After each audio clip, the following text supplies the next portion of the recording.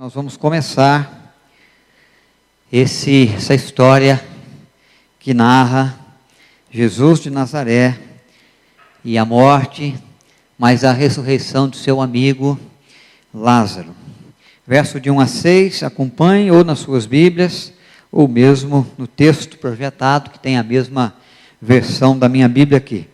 Estava enfermo Lázaro, de Betânia, da aldeia de Maria e sua irmã Marta. Estava Maria, cujo irmão Lázaro estava enfermo, ou esta Maria, cujo irmão Lázaro estava enfermo, era a mesma que ungiu com um bálsamo o Senhor, e lhe enxugou os pés com seus cabelos. Mandaram, pois, as irmãs de Lázaro dizer a Jesus: Senhor, está enfermo aquele a quem amas. Ao receber a notícia, disse Jesus: esta enfermidade não é para a morte, e sim para a glória de Deus, a fim de que o Filho de Deus seja glorificado. Ora, amava Jesus a Marta e a sua irmã e a Lázaro. Quando, pois, soube que Lázaro estava doente, ainda se demorou 2 dias no lugar aonde estava. Vamos orar mais uma vez, irmãos. Pai bendito, temos diante de nós a Tua palavra e pedimos que o Senhor possa iluminar os nossos corações e a nossa mente, e possa tomar cativo os nossos pensamentos, para que nada venha a dispersar a nossa atenção, a tirar de nós a oportunidade de receber aquela mensagem que o Senhor reservou à nossa vida, numa palavra, numa expressão, ou, Senhor Deus, em todas as reflexões que agora fazemos, diante desse texto, que o Senhor mesmo inspirou os teus servos a escrever. Que esse Espírito possa agir com liberdade na nossa vida, possa nos ajudar não só na recepção do teu ensino, mas no preparo da nossa vida para aplicá-lo, para trazer para dentro dos nossos dias, da nossa vida.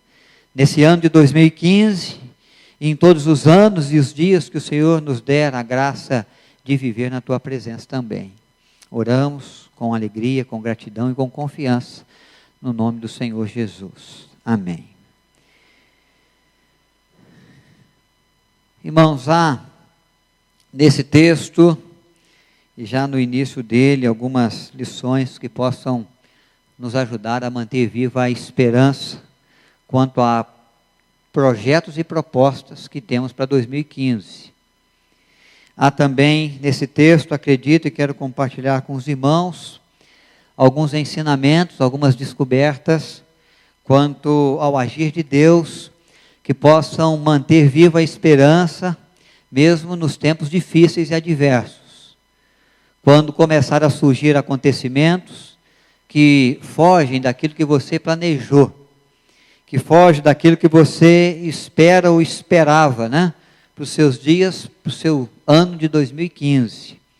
Mas eu acredito que assim como houve um agir especial e extraordinário de Cristo em favor de Lázaro, a quem ele muito amava, há também sempre um agir muito especial, muito precioso de Deus em favor da nossa vida, a quem ele muito ama.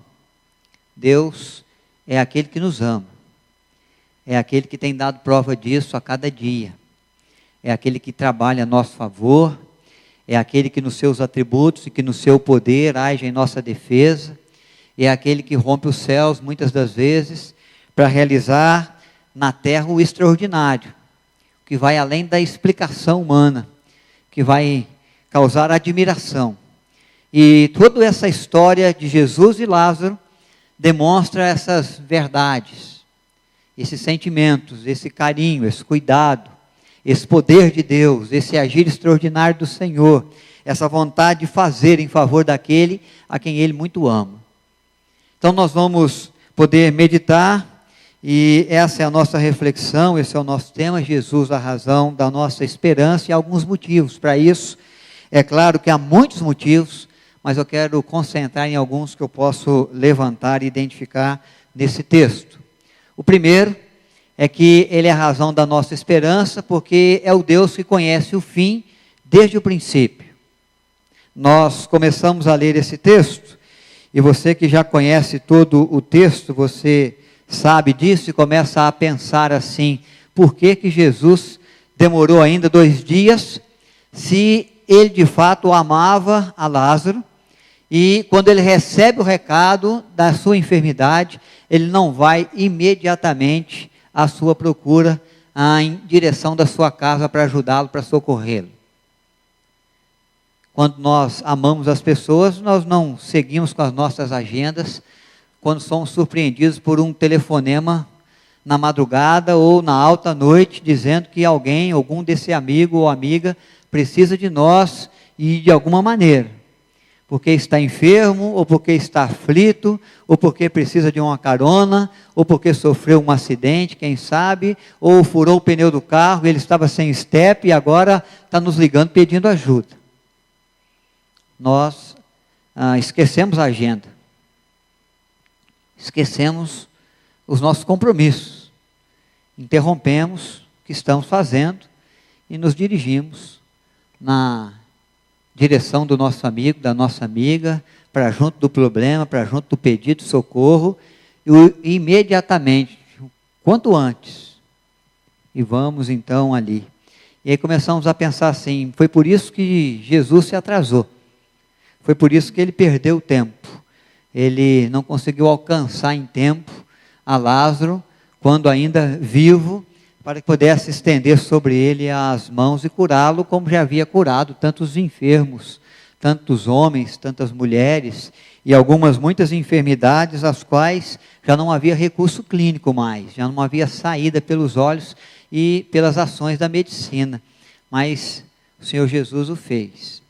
E eu tenho certeza que é por saber do amor de Deus, de Cristo, pela sua casa, pela sua família, que Marta e Maria chamou o mensageiro e disse: vai até Jesus, ele nos ama, ele se importa conosco, ele quer o nosso bem, ele nos tem como amigos, e ele vai tomar alguma atitude, e não só para que chamassem Jesus, mas porque acreditavam, Jesus pode curá-lo da sua enfermidade, Jesus pode preservar-lhe a vida, Jesus pode sanar a enfermidade, resolver o problema, aplacar a dor, evitar as perdas maiores.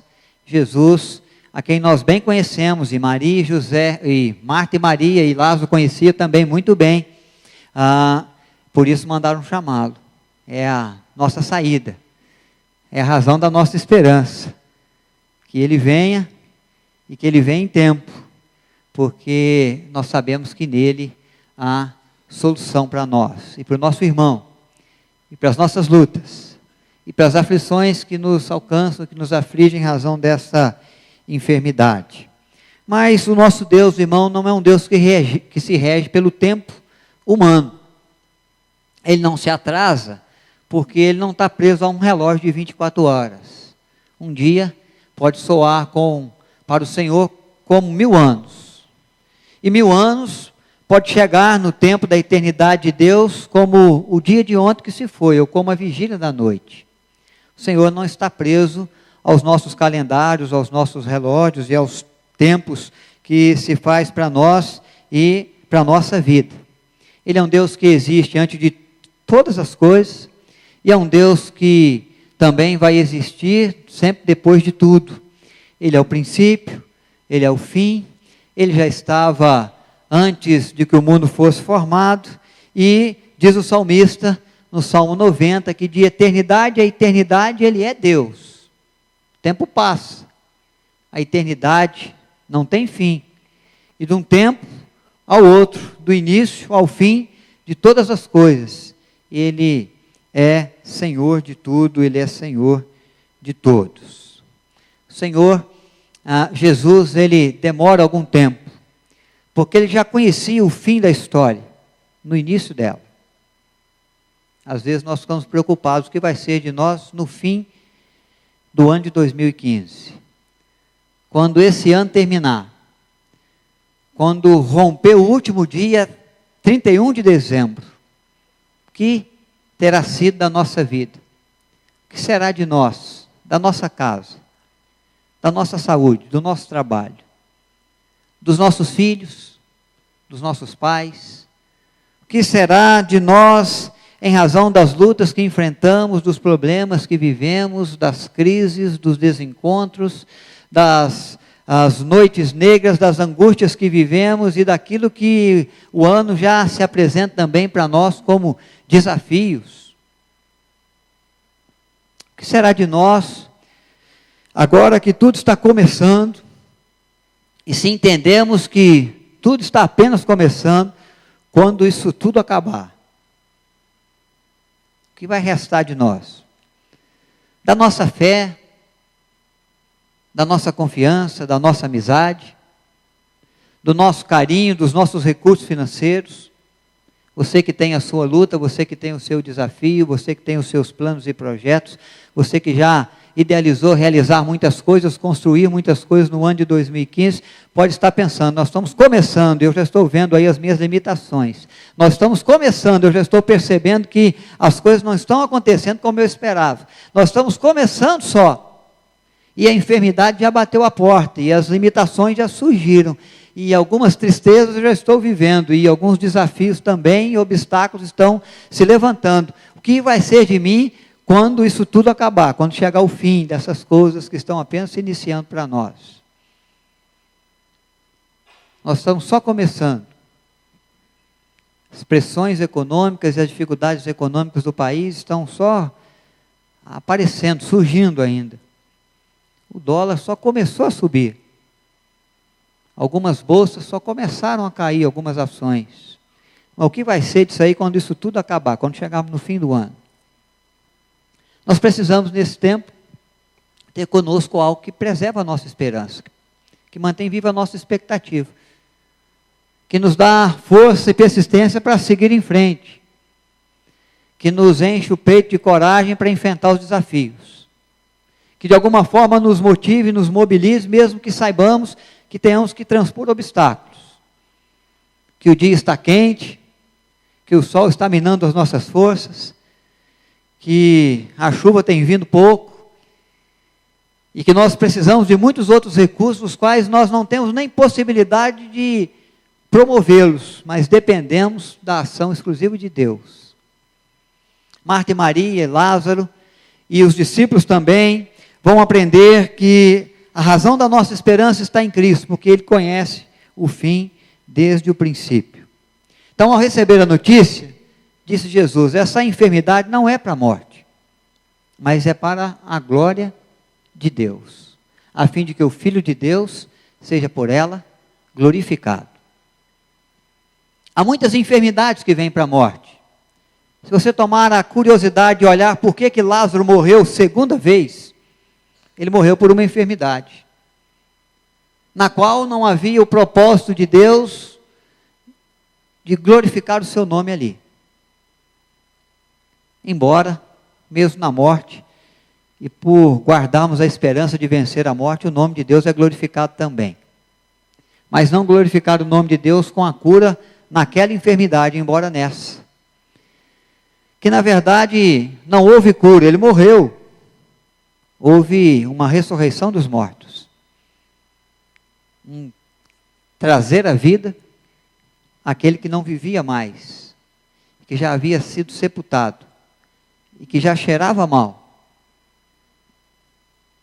Quando nós olhamos, irmãos, essas coisas, nós começamos a entender, e a Bíblia está repleta de exemplos para nós, que garante para mim e para você, que Deus, diferente de mim, diferente de todos nós, diferente de qualquer ser humano que passou pela história, por mais precioso, sábio, importante que tenha sido, Ele conhece o fim desde o início.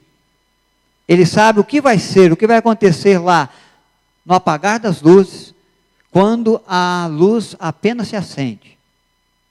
Quando o sol brilha nos seus primeiros raios de um novo dia para nós, na aurora que surge, o Senhor já sabe como vai ser o fim daquele dia, o entrar da noite e o fim da noite e o raiar de um novo dia também. Não tem nada que possa acontecer que surpreenda o Senhor. Mas eu quero chamar a atenção de vocês para nos ajudar a entender essa grande verdade bíblica, olhando para a vida de José. O José que cresceu amado e mimado pelo pai. E isso então despertou ciúme nos irmãos. O José que recebeu de Deus alguns sonhos com respeito ao futuro da sua vida, da sua história, da história dos seus pais, da sua casa, da sua família. Um José que recebeu de Deus o alerta e a visão e o sonho de que ele iria se tornar um grande governante, um grande líder, e que muitas pessoas, inclusive os seus pais, inclusive os seus irmãos, se prostrariam diante dele, reconhecendo a sua grandeza e o seu poder político. Os irmãos, entendendo que essa história estava começando muito mal, com o coração movido de muita inveja e ciúme, desejando conduzir a história com as próprias mãos e resolver os problemas dentro das suas possibilidades, quando recebem este menino no campo, e eles estavam guardando os seus rebanhos, e José foi lhes levar alimento, comida, eles resolvem então matar o menino, eliminar o motivo do ciúme, e eliminar os projetos e os sonhos que esse menino trazia no coração e declarava a sua família como vindo de Deus. Quando lançam na cisterna e começam a pensar no plano para matá-lo, o Senhor envia uma caravana de midianitas que vai em direção ao Egito. E esta caravana vem, e esses irmãos veem em José a oportunidade do lucro, veem em José a oportunidade de não só eliminar o problema, mas de levar uma certa vantagem com o irmão, e eles então vendem aquela caravana como um escravo de baixa ralé, a preço quase que de nada, de alguns tostões, de algumas moedas, a preço, quem sabe, menor do que o preço que seria pago a algumas boas ovelhas do rebanho. E eles pensam então, agora nós resolvemos o problema, foi o fim dessa história de sonhos, é o fim da história de ciúmes e de predileção do nosso pai para com esse menino, nosso irmão José. Nunca mais vamos vê-lo, nunca mais vamos encontrá-lo. É o adeus, é a solução do problema, é o fim da sua história conosco. E mal sabia os irmãos de José que aquele era o início de uma história ainda muito longa, que ia ter um fim muito diferente daquele que os irmãos esperavam, que os irmãos planejaram. E José é para nós o exemplo daquele que confia em Deus, que mantém a sua esperança, que mantém puro o seu coração, que se mostra perseverante, porque acredita que o Deus que o levava até o Egito agora, onde ele era vendido como escravo, era o Deus que tinha nas mãos o controle de toda a sua história, e que já sabia o fim de tudo, mesmo no início de cada coisa.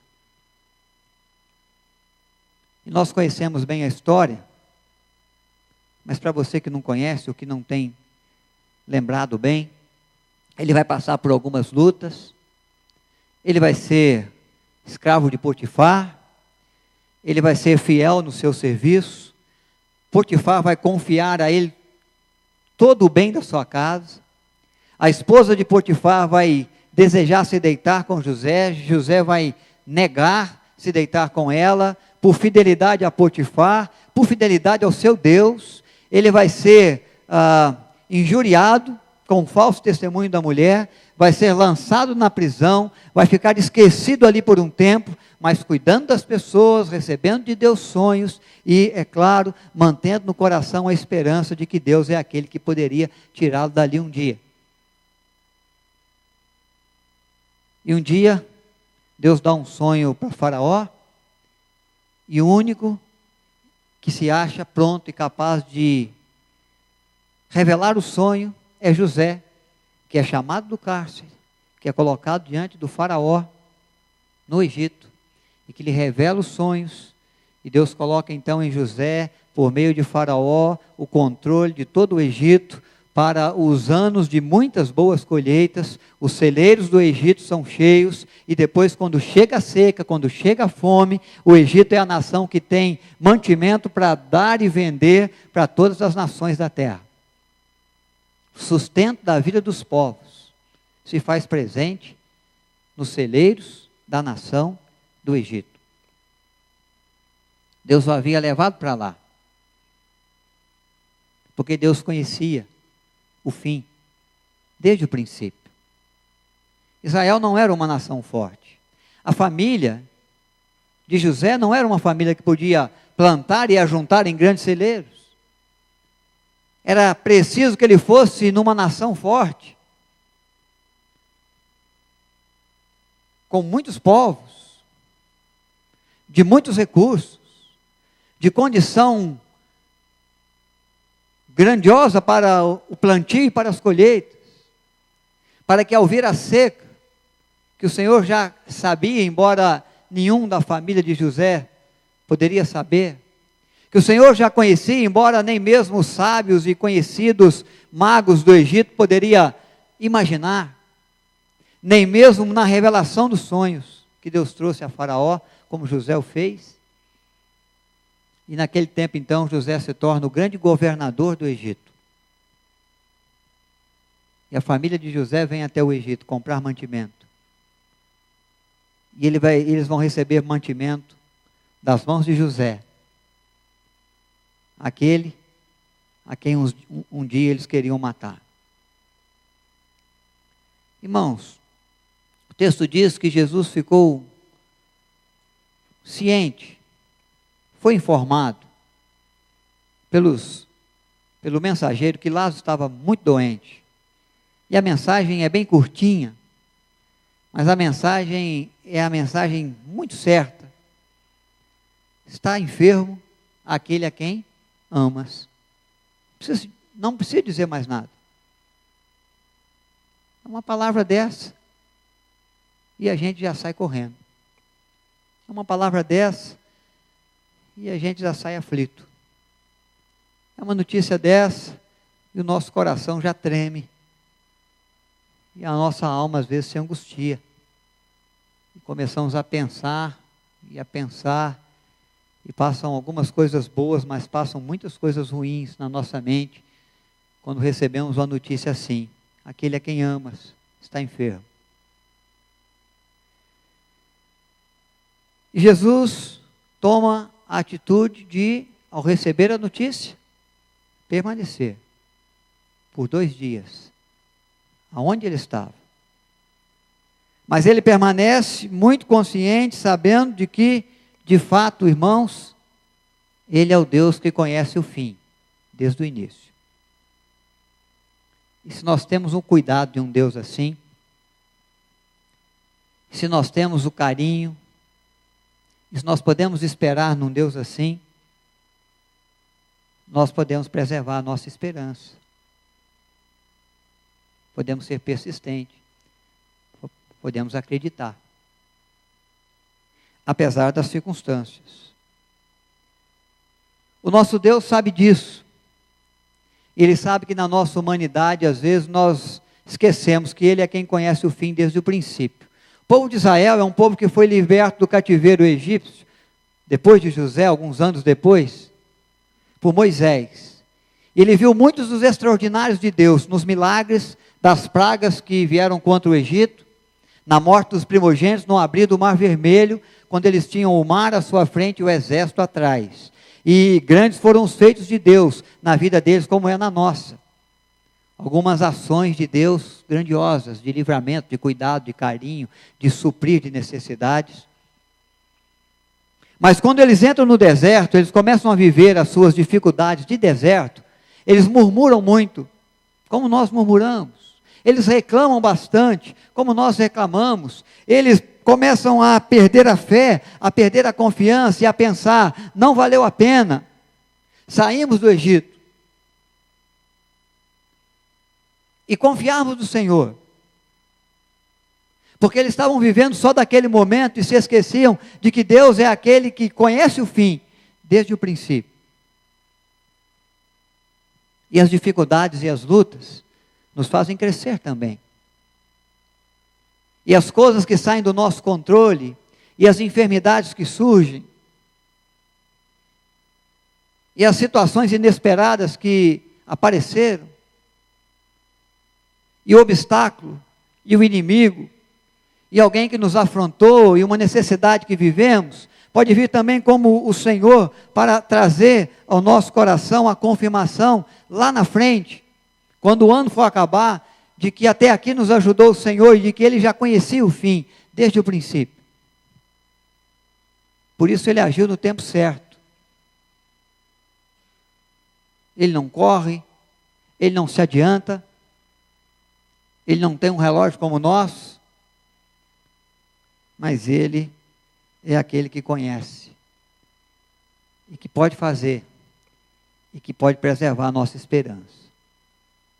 O salmista, no Salmo 139, fala da grandeza de Deus, e ele vai lembrar também essa grande verdade, porque o salmista vai dizer assim: um Deus onisciente, que conhece tudo, que sabe de tudo em todo o tempo, que não há nada que fica oculto diante dos seus olhos, que sabe o que aconteceu no início de todas as coisas, mas que já conhece o fim de todas as coisas e de toda a história da humanidade. Um Deus de cuja presença eu não posso me ausentar. Se subo aos céus, Ele está lá. Se eu cavo uma cova e vou no mais profundo abismo e faço ali a minha cama, lá também Ele me vê.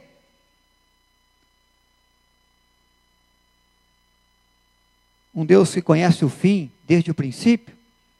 O salmista vai dizer: tal conhecimento é maravilhoso demais para mim, não posso compreender. É muito para a minha cabeça, é muito para a minha mente, é muito para mim, tão limitado. Mas é uma verdade, irmãos. E há muitas coisas na sua vida que você já pode dizer: Deus de fato conhecia o fim desde o início.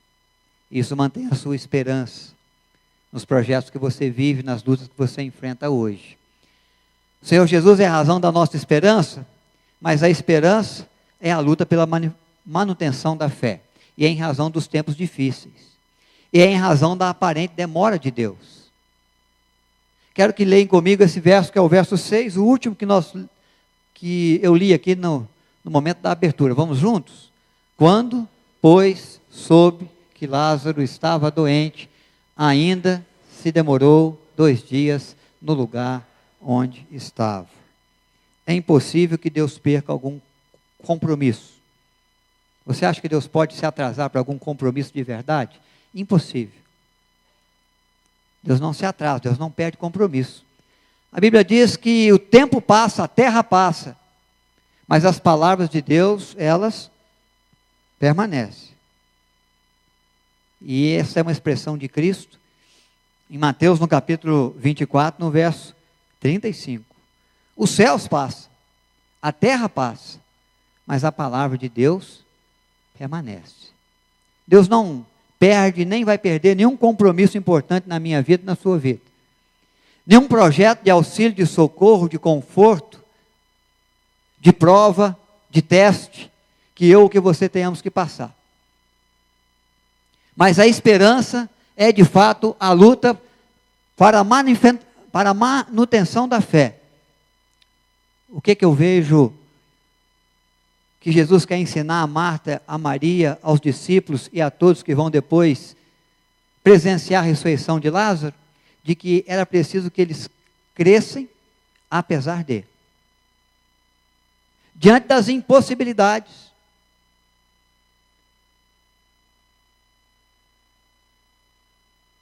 Nas circunstâncias difíceis, quando parece que não tem mais nada para ser feito, que não adianta mais, que o Senhor Jesus veio, mas veio tarde, que o pranto, que a dor, que o luto já se estabeleceu e agora não há o que fazer. Não haveria o que fazer se nós não tivéssemos nesse texto aí o ainda. Ainda se demorou um pouquinho. O ainda, irmãos, aqui é o código de confiança para aqueles que têm fé. Pode ser que você já tenha dito isso, eu não consegui em 2014, mas eu tenho certeza que ainda em 2015 eu vou conseguir. Ainda tenho mais um ano pela frente. E nesse ano ainda vou ter outras oportunidades. Ainda é a expressão de fé daqueles que estão doentes, enfermos, e que dizem, eu estou enfermo, mas ainda vou sair daqui curado. Vou me restabelecer. Ainda é a expressão de fé para aqueles irmãos que enfrentam as suas dificuldades, que está, quem sabe, desempregado, que entrou o ano desempregado, mas está falando, eu creio que ainda vou conseguir um bom trabalho. Para aquele pai, para aquela mãe que chora por ver o filho ou a filha em circunstâncias difíceis, em caminhos tortuosos, em más companhias, envolvidos pela droga, envolvido pela ausência de Deus, pelas trevas, pelo pecado, mas que pode dizer, eu creio que ainda, pela graça de Deus, vou ver o meu filho, a minha filha, nos caminhos da fé e livres de todos esses caminhos tortuosos e escorregadios onde eles têm andado por aí.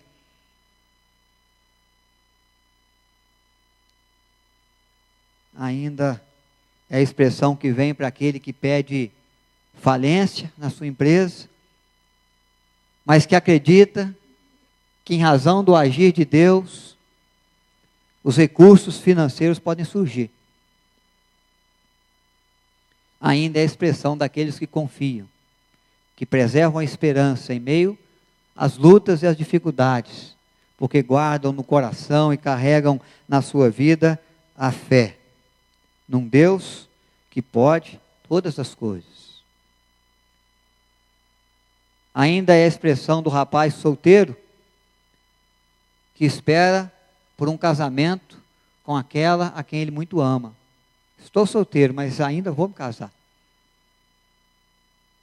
Ou da moça que aguarda o príncipe encantado e vê o tempo passar, mas sabe, preserva no coração o sentimento ainda, vou receber de Deus esse presente maravilhoso para mim. Então, irmãos, o que nós vemos é que as coisas elas não acabam, e o fim ele não chega, e a esperança não pode ir embora, enquanto mantermos viva a nossa fé, nossa capacidade de crer. Søren Kierkegaard é um filósofo dinamarquês, e ele escreveu sobre Abraão, o pai da fé, um livro chamado Temer e Temer. E ele vai destacar algumas verdades com respeito à pessoa de Abraão, que ele vai chamar de a fé de Abraão como o recurso de esperança contra toda esperança. Ele vai dizer, contra toda esperança, em esperança, ele foi capaz de crer. Imagina os desafios de Deus para Abraão, a partir do momento em que ele tem a sua família, a sua parentela, a sua casa, mas é desafiado por Deus para ir para uma terra onde ele iria lhe mostrar. Imagine o desafio de Deus para Abraão, quando ele fala que ele seria pai de uma grande nação, quando tem a sua mulher estéril, ela não podia ter filhos, e o tempo vai correndo, e nada acontece, e Sara chega aos seus 99 anos de vida, e não lhe deu nenhum filho.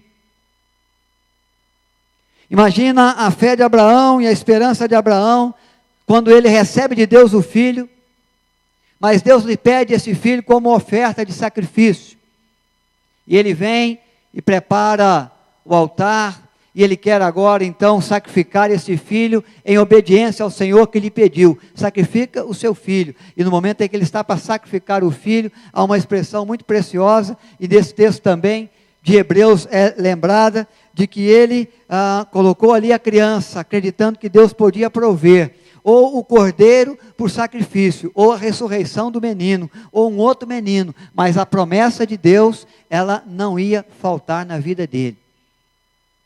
Deus não ia se esquecer do compromisso, de que ele seria pai de uma grande nação, e da sua terra, e da sua parentela, e da sua casa, Deus abençoaria outras nações da terra. É o homem que é capaz de manter a esperança contra tudo aquilo que pudesse lhe dar esperança. Eram muitos desafios, eram muitas impossibilidades. Eram muitas coisas que estavam fora do padrão, fora do normal. Eram muitas promessas, era muita vontade do agir de Deus, que ia além das suas possibilidades, das possibilidades naturais, dos recursos seus, dos seus amigos, dos seus irmãos, dos seus familiares, da sua nação, do seu povo. Mas contra toda a esperança, ele crê e ele preserva a sua esperança. E o texto de Hebreus vai dizer: Abraão, esperando contra a esperança, creu, para vir a ser pai de muitas nações, segundo lhe fora dito, assim será a tua descendência.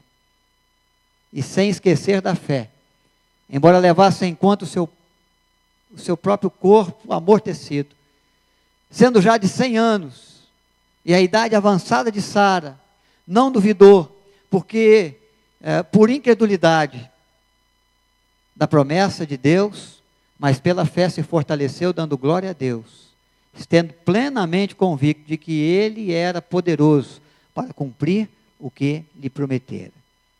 O Senhor Jesus é a razão da nossa esperança, mas a esperança que guardamos, na confiança que temos no Senhor, ela é exercida pela manutenção da nossa fé, apesar dos problemas. Ainda que a figueira não floresça, ou que não haja fruto na vide, mesmo assim, eu me alegro no Senhor, e eu me espero no Deus da minha salvação. Irmãos, há muitas coisas que podem surgir contrárias aos nossos sonhos, aos nossos projetos. Há muitas lutas que podem parecer, de repente, tentando matar a nossa esperança, tentando nos fazer pensar que é o fim e não o começo. Mas nós precisamos manter a nossa fé. Precisamos continuar acreditando que Deus se importa conosco, que Ele nos ama, que Ele quer o nosso bem e que Ele ainda tem algo de novo, algo de melhor para a nossa vida. Há uma outra questão e um outro ensinamento que quero meditar com os irmãos, é que a esperança, quando depositada em Cristo, e Ele é a razão da nossa esperança, nós estamos esperando um amigo certo das horas incertas. Que bom saber que você pode contar com alguém no tempo mais difícil da sua história, da sua vida. Que bom saber que você pode contar com alguém que não tem limites para as suas ações, que é poderoso para fazer tudo aquilo que quer e que pensa, e que só de pensar e de ser o verbo de Deus, ao proclamar a sua palavra, tudo foi existindo do nada, mas tudo foi passando a existir, exatamente como Deus havia dito. E diz o texto que Jesus é o verbo, que estava no princípio com Deus, e que nada do que foi feito se fez sem Ele. O Deus que do nada trouxe todas as coisas. Que bom saber que esse amigo é aquele amigo que não foge das nossas lutas. Que quando percebe os tempos adversos, ele vem ao nosso encontro. Pode parecer até que ele está demorando, pode parecer até que ele não se importou tanto, embora mandamos chamá-lo com urgência. Pode parecer até que ele não pode mais fazer nada por nós, o tempo passou, as coisas aconteceram e se complicaram muito. Pode ser que seja muito tarde, caso Deus queira se manifestar na sua vida, na sua família, no seu trabalho, nas suas finanças, na sua saúde, na sua espiritualidade, na sua história. Pode parecer para nós de que já não há mais tempo, mas o Jesus que vem ao nosso encontro, o amigo certo das horas incertas, é o Deus que não conhece o impossível, e é o Deus que não se atrasa nos seus compromissos. Ele chega no tempo que ele entende que ele precisa chegar, para nos atender, para nos consolar, para nos fortalecer, para nos ajudar, para abrir para nós a porta do jeito que ele entende que precisa ser feito, e no momento que ele achar que deve ser feito. Não precisa que lhe entreguemos as chaves, não precisa que tenhamos ainda algum recurso, Pode ser que não tenhamos nada, mas Deus é aquele que continua abrindo portas que ninguém fecha, é aquele que continua providenciando recursos onde nada existia.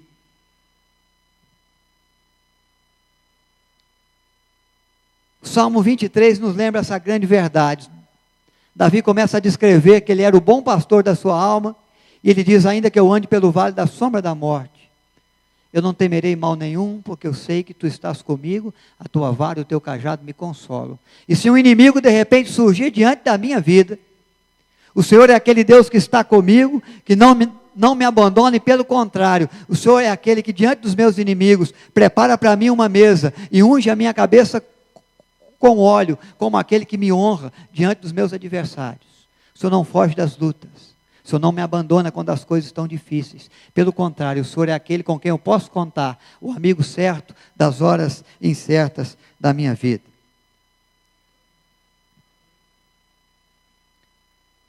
E aí há esse texto da palavra de Deus na sequência da história de Jesus e Lázaro.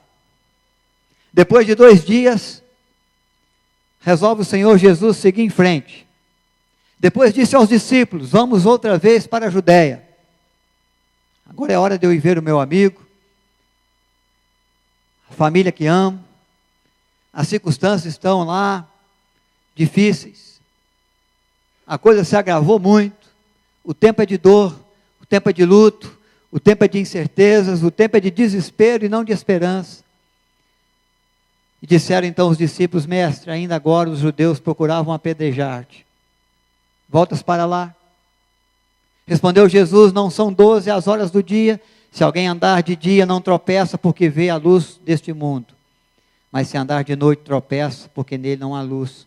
Isso dizia depois que lhes acrescentou: nosso amigo Lázaro adormeceu, mas vou para despertá-lo. Conhece o fim? Desde o início. Pede que sustentemos a nossa fé e que acreditamos que Ele é o amigo certo das horas incertas que vem ao nosso encontro. Corra o risco que correr. Tomé vai, no versículo seguinte, dizer: Senhor, o Senhor está maluco? Não vou não. Se o Senhor quer isso, eu vai. E vai dizer aos discípulos: nós vamos com Ele, nós vamos botar a nossa cabeça a prêmio, nós vamos correr os riscos que Ele quer correr, por causa do amigo que Ele tem. É melhor ficarmos por aqui. Jesus não é aquele que foge dos riscos, que foge dos perigos, que foge dos tempos difíceis. Se Ele tem que fazer algo, se Ele tem que realizar alguma coisa, Ele é o amigo certo das horas incertas. E é bom fazer de Jesus a razão da nossa esperança. Quando tudo parece para nós que está perdido, quando as coisas fogem do nosso controle, quando achamos que não há mais jeito, o Senhor Jesus tem um jeito para nós, para a nossa casa, para as nossas lutas. Deu um jeito para as nossas enfermidades espirituais, para o nosso pecado, para a nossa morte constante e eterna. Trouxe vida, vida abundante, trouxe perdão, perdão eficaz. E o Deus que fez tudo isso por nós pode fazer muito mais do que pedimos ou pensamos, pelo seu poder que em nós opera. O milagre ainda não aconteceu. Mas há uma coisa que é certa: agora sim, Ele vem. Ele vem na nossa direção. Ele vem com socorro. Ele vem com um agir extraordinário. Ele vem com a resposta que pedimos. Ele vem com o cuidado que esperamos. Ele vem. Quando olhamos, irmãos, para Hebreus no capítulo 10, no versículo 37, nós vamos ver Hebreus, o autor dos Hebreus fortalecendo também essa grande verdade de que o Senhor Jesus é aquele que vem, é aquele que vem sem demora, é aquele que vem no tempo certo, é aquele que vem para abençoar as vidas que esperam por Ele, que aguardam no teu socorro, no seu auxílio. Hebreus capítulo 10, versículo 37, a palavra de Deus vai nos dizer: porque ainda dentro de pouco tempo, aquele que vem virá, e não tardará. E se você correr a sua Bíblia agora para um pouquinho mais à frente, mais para o final dela, no penúltimo versículo do último livro, no último capítulo, Apocalipse no capítulo 22, no verso 20.